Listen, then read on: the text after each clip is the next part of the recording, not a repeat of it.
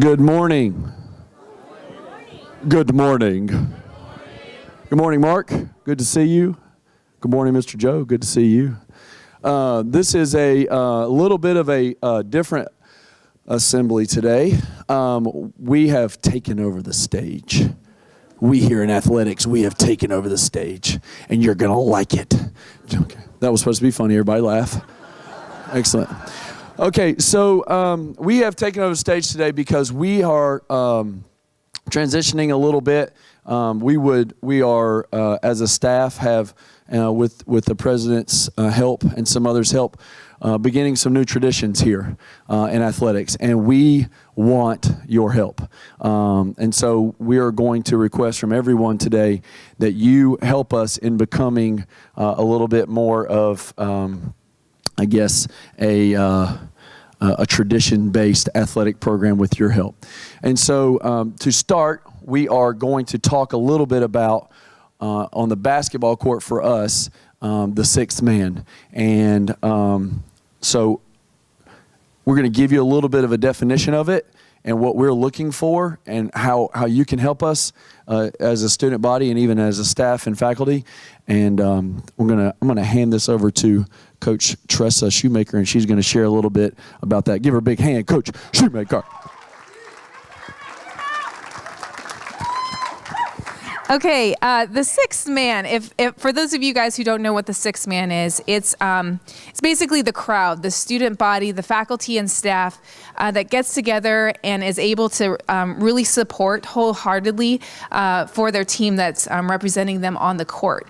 And so the idea is that the crowd and the team become one, and meaning that your support, as you know, home court advantage means that our crowd is supposed to be bigger, our crowd is supposed to be louder, our crowd is supposed to be stronger in school spirit. And so what we want to do is create that sixth man, to create that home court advantage, to where when things happen that are really good on the court, our crowd is going at it like nobody's business. When our team is maybe going through a lull in some points, that we're still cheering, trying to get excitement generated. And I'll be honest, as a coach, it means a lot. As the players, it means a lot when their crowd is cheering for them in spite of what's happening on the court. And a lot of times you'll see a turnaround because of the crowd. All because of the crowd. And there are testimonies of players who have come back and said, you know, it was the crowd that inspired me to not give up on the court and to continue to persevere. And so that's why it's so important to have the sixth man. So we are going to introduce a couple of traditions, new ones that we would hope that we could build a greater legacy within the sixth man, a greater legacy within the Calvary Warriors. And so we are going to introduce a couple of them for you this morning. So, oh, we have a video just to get you guys excited. This is the Cameron Crazies. If you don't know who that is, this group of fans, they actually have it scripted every single game, what they're going to do in the crowd for the game. It is absolutely fantastic. This is where we want to go. Rachel Hauntz, this is where we want to go. Logan Gress, this is where we want to go. So just listen to their chants.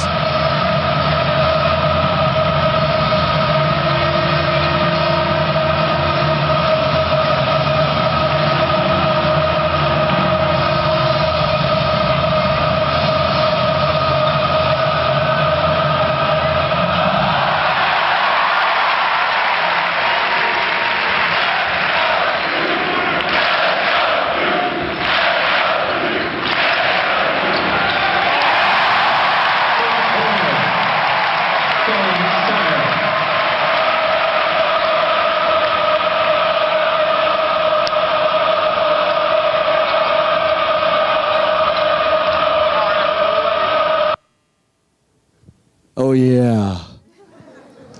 My hairs on my neck are standing up.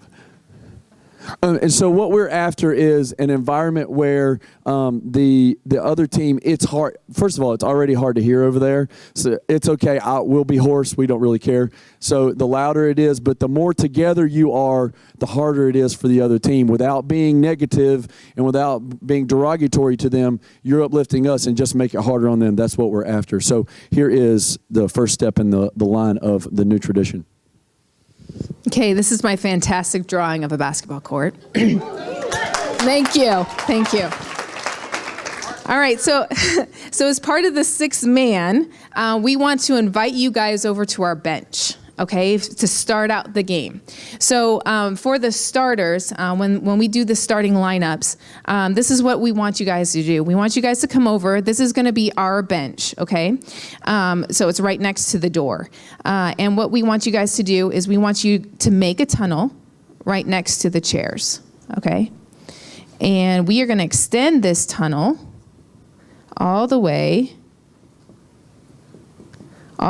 to this point, if possible. If we don't have as many people there for the game, then we'll extend it to this point or wherever the line ends. All right. And so the players, what's going to happen is, I think Coach Sanders is talking about his team making a semicircle, or we might have the players sit down on the bench. Whatever the case, our players are going to come through this tunnel, all right, and shoot out, and then they're going to go shake hands with the refs and the other coach. Okay, so that's going to be the first thing we're going to do. So we're inviting you guys to our bench as a sixth man.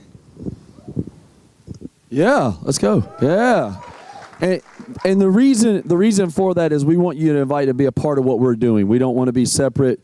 So we definitely, and for us, for my team of the guys, we are trying to create a bond and a circular bond together. So we're just going to attach our circle to your line, and then we'll make it a little bit of a half moon. We'll figure it out when the time comes.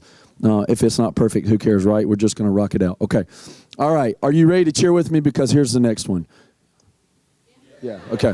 All right. So the cheer that we're working towards comes from the Air Force Academy or Air Force Base that was here, and so we're gonna go with it like this. So it's gonna be fight, win, go, see you, and we're gonna build it. You ready? Yeah, you ready? I need everybody, but we're gonna do it. We're gonna do it a little bit in a round. You get fight, win. You get go, see you. Ready? All right, here we go.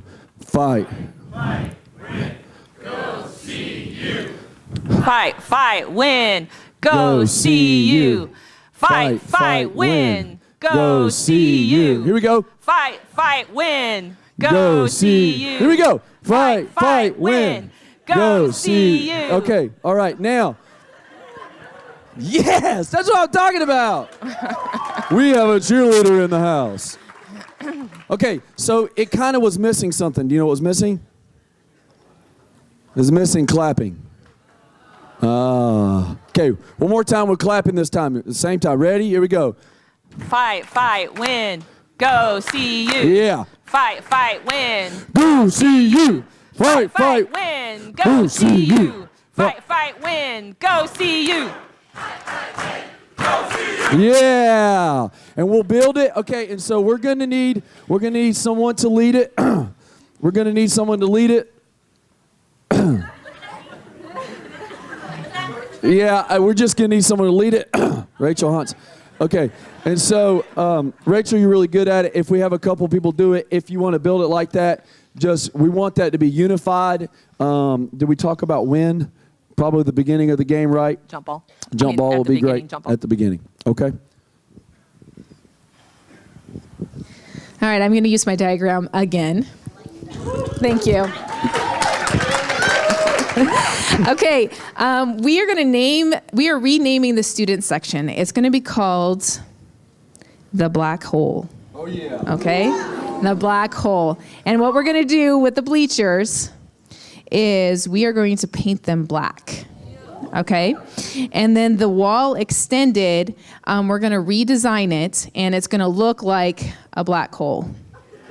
Okay, the other thing we're going to do is we're going to put maybe a couple decorations over on the side because it's kind of in a little bit of there's a wall over here and a little bit of a wall over here.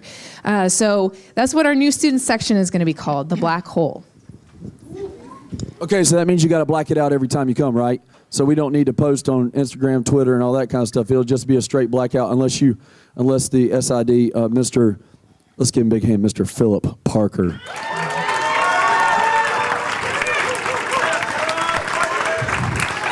Around our parts, we call him Coach P. So if Coach P decides to unload or unveil a red out or a white out, you'll hear that in the black hole.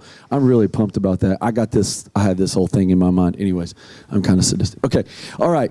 So last and surely not least, we have been, myself, Coach Regier, Coach P, Coach V, have really been bantering about a new established tradition for what happens when we win at home.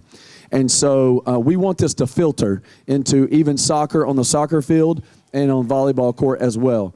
And so at the end of the game, when warriors tend to go into battle, something happens at the end in a victory or prior to. So what we have decided is to take what might happen in the prior to and bring it to the end in victory. And so some teams, they ring a bell. Some teams, they play a song. Some teams, they slap something going out of the building. After much prayer with this, one of the things that I know that happened in battle in biblical times is they blew a horn.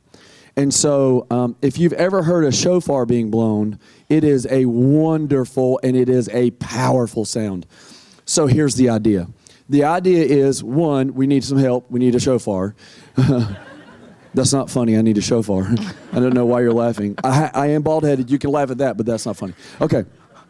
We need a shofar. Number two, we want it to build. So you normally get warm up the bus, right? Or, pack your bags or whatever that the chant goes on in the crowd. What we want to build is a tradition of blow the horn. Blow the horn. And we'll just build that right to the end. And we want it to turn into something epic where someone walks out with this case and somebody gets a case handed to them. And as the game gets over, whoever's turn is to blow the horn, whoever can blow the horn. I'm the only one that I know that can blow the horn because I can play the trumpet a little bit. And so if you've never blown a shofar, it's kind of hard. But anyways, that is the idea that when we win at home, we want to blow the horn to finish. Yeah? Yeah? Yeah. I think and that was God inspired. I prayed about that for weeks, actually. Why is everything I say they laugh at? So that's the idea. We are looking for a shofar. Email me, come see me afterwards. That would be great. Anything else? Thank you very much. Thank you for your participation. Go Warriors.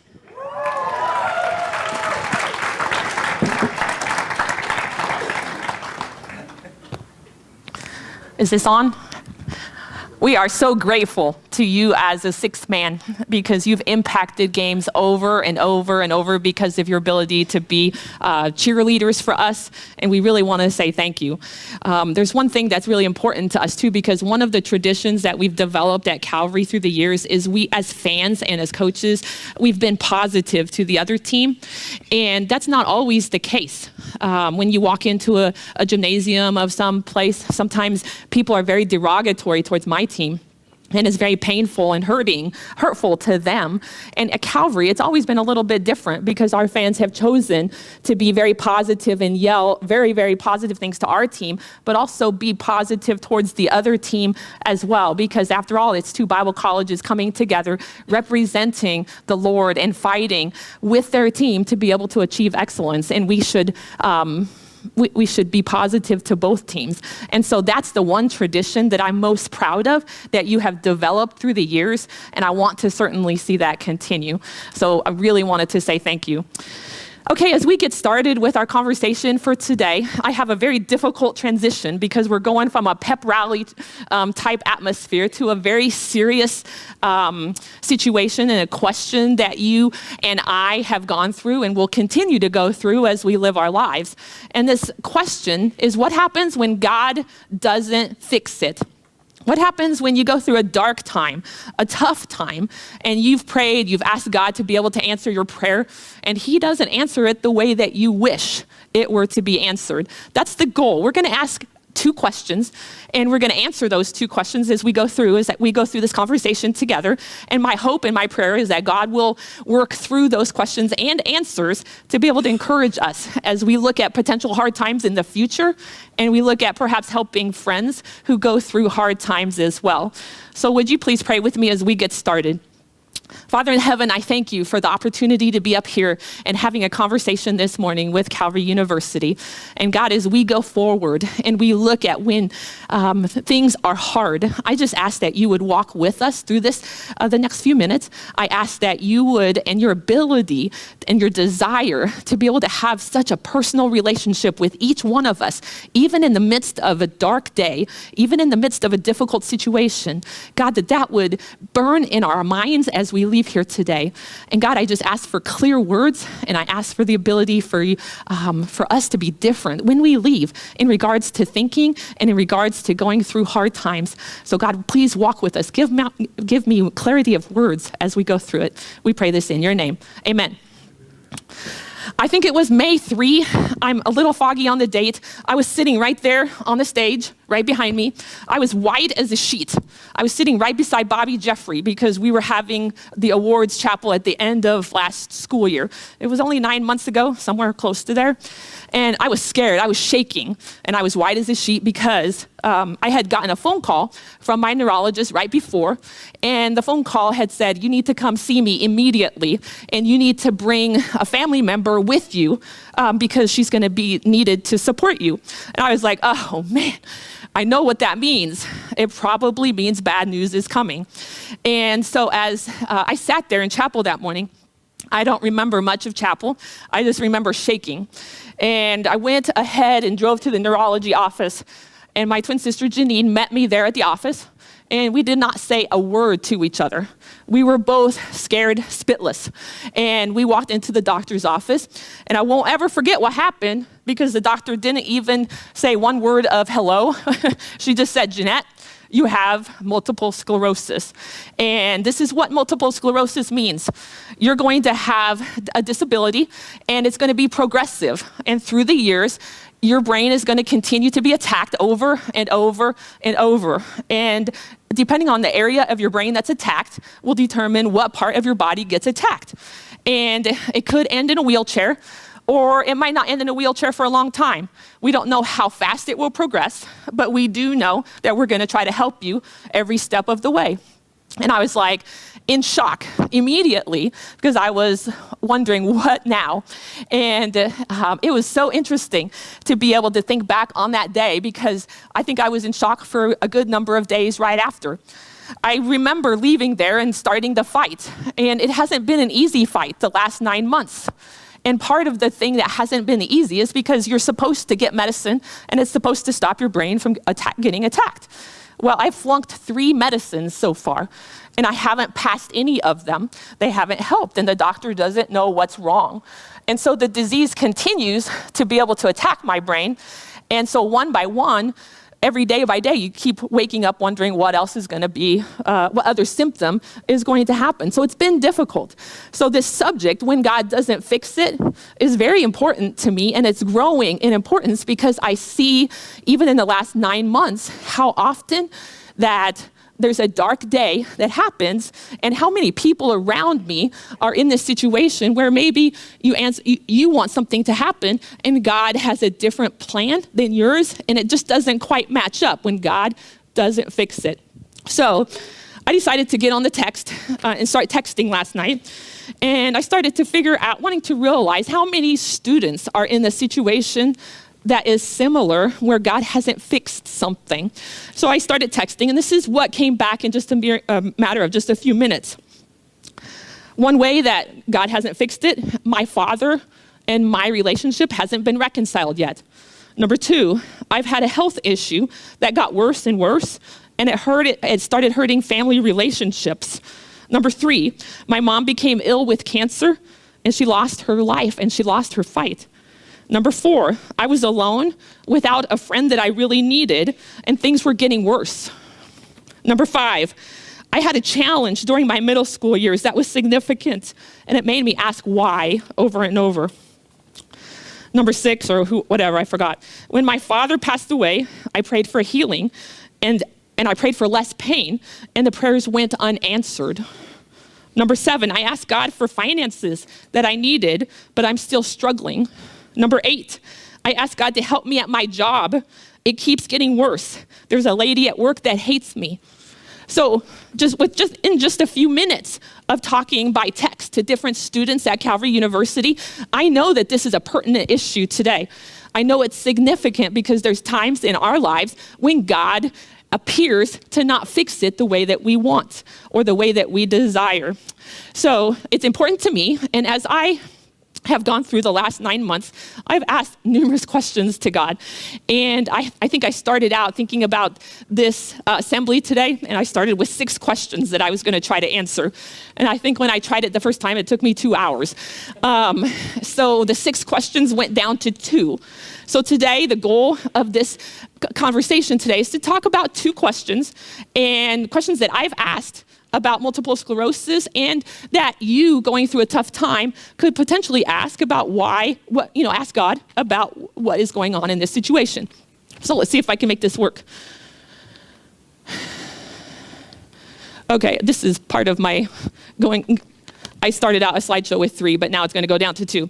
Okay, here we go. Is God's plan the best, or is my plan better? This is a big deal because everybody knows the answer. You know that God's plan is going to be the best because that's what Christians are supposed to say, right? But in a situation where you're really going through a hard time, there's no doubt that you're going to be in a situation where you look at my plan, but God, I was strong just a few years ago. I was even an athlete a few years ago, and now that's being taken away from me. Surely my plan, what about my plan, God? And God is in a situation where that's not a part of his plan at this point because my physical abilities keep getting more limited month by month by month. So I found myself asking, is his plan the best or is my plan the best? And I think it really impacted me when I started to go back into the time of Jeremiah. And, let's not go to that quite yet. I started to go back into the time of Jeremiah. And you got to know some history about what happened to the Jews when they were just about ready to go into exile. So here's some history. The Jews were living in Jerusalem, right? They were living with their families. They had their plan, just like I had my plan. They had their plan. They wanted to live with their families. They wanted to grow old with their families. They wanted to die with their families. They had their plan that they were living out. But unfortunately, King Nebuchadnezzar chose something different because when Nebuchadnezzar came from Babylon and took them back to Babylon and held them against their will, and they went into exile, then that was all really significant to those Jews because those Jews went from being free to not being free. They went from being in Jerusalem to being in Babylon. They didn't want to be in Babylon. And that's a significant thing. There's a lot of times when I've been in my battle with MS and I'm like, I kind of feel like the Jews did when they were in exile because it's a place I really don't want to be. But still, even in that place, they were probably asking questions similar to what my questions were back in that time because they didn't want to be in Babylon. And as they were asking those questions, they remembered what Jeremiah's prophecy, he wrote them a letter, and they were able to remember what his prophecy had been. And Jeremiah said, you caused it. Look at in verse 10 of 29:10. For thus saith the Lord, when 70 years have been completed for Babylon, I will visit you and fulfill my good word to you to bring you back to the place of Jerusalem. And I thought that was really interesting because he was giving them all kinds he let them know that it was him that caused it through Jeremiah. He was allowing it to happen. And think about what they would have responded. 70 years? God, are you sure that we have to be here for 70 years? It's very similar to me being in a multiple sclerosis situation. God, are you serious? I have to be here for my entire life? And I have to keep getting more disabled all the way. And look at what God tells the Jews in exile in 29:11 through 13. And he's trying to give them hope, I think, in this situation, because he's saying, yeah, your sins caused something significant here. But after 70 years, there's going to be good that can happen. And sometimes before 70 years, but after 70 years, there's something significant that can happen. For I know the plans I have for you, declares says the Lord. Plans for welfare and not for calamity. He's talking to the exiled Jews. That's significant, to give you a future and a hope. And look at 12. This is the verse that really got me when I was asking this question. Because he says, then you will call upon me and come and pray to me, and I will listen to you. You know what that tells me? It tells me that God wants that personal, intimate relationship with me. And also, he was looking for that from the exiled Jews. He was wanting that personal, intimate relationship that was significant. That was his desire. See, there's so many times when we look at the small picture and God is looking at the picture that's much bigger. By small picture, I'm saying that he's looking, or I'm looking at, I don't feel good today, God. Can't you make me feel better? Can't you heal this? That's a pretty small part of the picture. The big picture would be, I'm going to heal my relationship with you, or I'm going to heal my relationship with the people around you. And I think that's a great picture of what his heart was like, to give those exiled Jews hope and to give those exiled Jews a picture of what his heart desired, to be able to have that close relationship with him. I thought that was significant. So I think that the biggest thing when you start thinking about the big picture versus the small picture is that there's times when pain are going to happen. And there's times, my father passed away when he was really, really young. And I start thinking back to that, and I think back to how could God let that happen when I was really young like that? That's a really significant issue, because there's pain all the way around this room that has taken place. I don't know where our pain is as individuals, because I don't know most of you that closely. But I do know that in the midst of knowing God's heart, when you're going through that pain, it's significant because it can impact you, and maybe the pain has to go through. You have to go through that pain. But when you trust his heart and you know what his goal is in the midst of that pain, then somehow it becomes okay, because you're trusting in God to be able to make something really special happen as a result of it. So if you're asking questions, you should ask me, Coach Regier, so 9 months has happened. Is your relationship with God stronger than it was 9 months ago? And the answer is a resounding yes. I can't even explain how many prayers that God answered during the volleyball season to give me the ability to stand and walk the sidelines when I didn't feel like I had the ability to do that, to protect me financially when I felt like I was just seconds away from being charged this outrageous sum of money with an insurance issue. Over and over and over, God has stepped in and protected me. Even though I've been going through this hard time, he has protected me. And that, when I see him working in my life, it blows my mind, and it makes me want to be able to shout it from the rooftops and to tell you and to tell anybody that would listen. And I think, without a doubt, when I think about 9 months ago, I call on him way faster than I did 9 months ago, because there's a lot of things to call on him about. But there's just a different level of trust, and there's a different level of a relationship. And I think it's a really beautiful thing to watch happen. The second question that I have is, how many resources are going to be depleted? Now, this seems like a really strange question. And so somebody with a disease like MS, they're going to just check off, my legs are very weak today. Check that one off. I don't have the strength to be able to stand today. Check another one off. Oh, I really wasn't able to answer quickly in that scenario. Check another one off. Dumb Jeanette. Check another one off.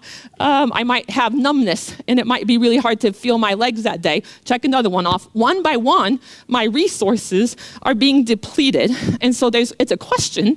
And it's easy to ask, how many resources are going to be depleted, God? How long, how many are going to be depleted before this is done? Well, the answer, it seems negative, but it's not. The answer is probably a lot of resources are going to be depleted. But in order for me to show you how it's not negative, I want to take you to the battle of Gideon against the Midianites. And when we go to this story, I have to tell you that there's no story in the Bible that has impacted me more in the last 9 months than Gideon fighting the Midianites. And I think you'll understand why as I walk you through it. For those of you that don't know the story, the Israelites were in a tough situation because they had sinned and God had given them over to the Midianites, right? And the Midianites were oppressive and they were stealing their food. They were making the Israelites hide away from them. They were hiding and scared in mountains and crevices, wherever they could find. And they were crying out for help. They wanted help and they wanted God to help them. So at that point, Gideon was summoned as the leader of the army that was going to defeat the Midianites. And I've chosen to go to the battle first, and then we're going to back up and talk about what led to the victory in the battle secondly. So go with me to the battle. So here's the story. Gideon and the 100 men who were with him came to the outskirts of the camp at the beginning of the middle watch, when they had just posted the watch, and they blew the trumpets and smashed the pitchers that were in their hands. Did they have weapons in their hands? Absolutely not. No weapons. When the 3 companies blew the trumpets and broke the pitchers, they held the torches in their left hand, the trumpets in their right hands for blowing, and cried, "A sword for the Lord and for Gideon." Each stood in his place around the camp. All the army ran, crying as they fled. And they win. And I think it's the most amazing story ever. No weapons were in the hands of the Israelites. Now, you look at the victory and you're like, oh, that's a cool victory. But until you see how the battle was developed, it doesn't really become the story that it actually is. So if you go back a little bit, you're going to see that Gideon assembled 32,000 Israelites in order to fight the Midianites. Now, how many of the Midianites did he have to fight? So 32,000 Israelites and 135,000 Midianites. So that's a significant disadvantage. Nobody in their right mind would go into a battle like that, right? Probably. But God didn't stop there. God decided to deplete Gideon's resources. And he went from 32,000, and a little by little, God depleted his resources to where he had only 300 men to fight the 135,000 Midianites. Now think about that. If you do the math, there was 450 Midianites to 1 Israelite. 450 to 1. Now what kind of odds are that? Those are crazy odds. And so I can imagine Gideon was in a situation where he was asking, God, you're depleting my resources. You're taking these men away. At least I used to have 32,000. Now I have what? I have 300. Okay, now, so when I start thinking about it, the battle is a huge part of that. But the end outcome is, I think, the real reason why God had the men go down to 300. Because think about it. Gideon won the battle. You see it up there. He won the battle. But he's never going to be able to say, it was my strength that won it. Is he? He's never going to be able to say, oh, I had 300 amazing warriors. Oh, man, you should have seen them fight. They didn't even have weapons in their hands. So he depleted the resources so that everybody would always know from then on forevermore that it was God who made a valiant victory for the Israelites that day. And you know, his resources were depleted so that everybody, even you sitting here at Calvary University, would know all these years later that it wasn't him, it was God. And that's the whole idea, because as I stand up here today, and as my resources have been depleted, and they will continue to be depleted, every victory that I win, nobody will ever be able to say, wow, Jeanette Regier, she was a really great teacher. Wow, Jeanette Regier was really a fantastic coach. They're going to say, wow, it was God. And that's significant, because when that happens, and when people know that it's God that's working in your life, think about it. It makes you as a observer, when you see what happens, it makes you as an observer want to be able to see the God that did that in that situation. You want to see the God that did it in your life as well. And that's what we're talking about. You can go through a hard time. You can go through a difficult time where your resources are depleted over and over and over again, but it's okay. It's okay, because God's going to win the victory. And if you look at Gideon, God took him through a little bit at a time. He was encouraging. Gideon was scared, and God kind of took him through a little bit at a time to where he was going to win the victory in the end. The coolest thing about the whole story with Gideon is how God, or the angel of God, found him. Okay, so I'm going to show you one more verse. You would think Gideon was going to win this mighty battle with the Israelites, right? So where would the angel of the Lord go and find Gideon? Surely it would be on the battle line someplace. Surely it would be out in the fields or in the town talking to the people and gaining support for this fight that they're going to have, perhaps. But the angel of God didn't find Gideon there. Look at where he found him. Gideon was beating wheat or beating grain underneath the ground. He was beating grain underneath the ground in a wine press, underneath the ground, so that the Midianites wouldn't find him. He was scared of the Midianites, and he wanted to make a little bit of food for his family. So he was beating the grain, trying to get a little food for his family, and trying to stay safe from the Midianites. So in that situation, he was being kind of a wimp. He wasn't really being strong. But look at what the angel, look at what 12 says. The angel of the Lord appeared to him and said, "The Lord is with you, O valiant warrior." The Lord is with you, O valiant warrior. See, the cool thing about God is he saw what Gideon was going to be. Gideon wasn't this mighty warrior. He was hiding in a wine press at that time. He wasn't a mighty warrior. And I don't know where you're at with the battles that you're facing today, but you might be thinking similar to what I've been thinking in the last 9 months, saying, "Oh, I wish I could be a better fighter." God is with us, who can be against us, but it doesn't feel like I'm very strong right now. And it's really cool when I found this verse, because right now, I might not be the best fighter, but God sees me as a mighty warrior. He sees me right now as a mighty warrior. That's amazing. That's amazing. So in your situation where you're fighting, you might not be attaining everything that you want to in your fight. You might think, I have so much farther to go in my fight. And you know what fight you're talking about because you're probably thinking about it. And God is just like he said to Gideon, he sees you as a mighty warrior right now. He sees the best in us. And I think that's an amazing truth to be able to go from. I must have talked really fast because I'm done. But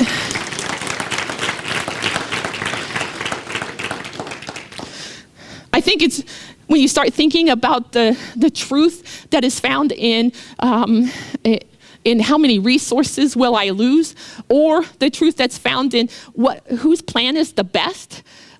You start thinking and you start realizing that God, again, is the God that has the big picture in mind.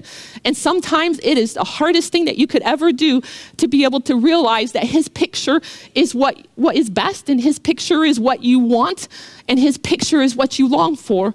And even in the midst of having pain associated with some really, really deep pain, his desire to be able to have that personal relationship with us is going to far surpass anything about taking us and healing a disease that's secondary. Because sometimes he can take that disease and he can use it in a mighty way to be able to accomplish way more than he would use if he didn't have that disease present. So here's what's going to happen. I'm just going to be very honest with you, because the way Dr. Cohen has chapels and the conversation set up is that you would ask questions to me. And I would like very much to be able to answer your questions, but there's a problem with the disease that I have. My processing speed is very slow. And so when you ask a question, the processing speed is going to take a little bit of time to be able to answer that. That's just the way I am. And so I'm deciding to just be honest with you about that. And I'm also asking you to be able to converse with me. Talk to me, ask me questions, but you can do it by email, or you can do it by hashtag Calvary questions. Okay, do that. I would love to be able to start conversations with you about going through times when God doesn't fix it. That's really where my heartbeat is at. I can't do it now because I don't think I would do it justice, but if you write me a question, I will take the time necessary to do it justice and to be able to make sure that a question is answered in the best possible way that I can. So would you pray with me, and we will let you go. Father in heaven, I'm so grateful for how you work in the middle of dark times. And God, you don't always fix every situation the way that we wish that you would, but God, your desire to be our God and for us to be your people and to follow you with all of our hearts is so evident in the stories that we talked about. Oh God, as we look at our own problems and our own dark times and our own struggles, I just pray that you would encourage us in how you see us today. I pray that you would encourage us in the fight, encourage us in what you are trying to do to be able to restore our relationships or restore other people's relationships with you in the midst of pain.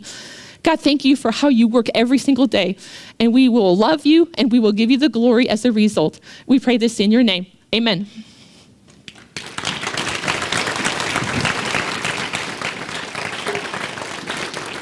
Thank you. You are dismissed.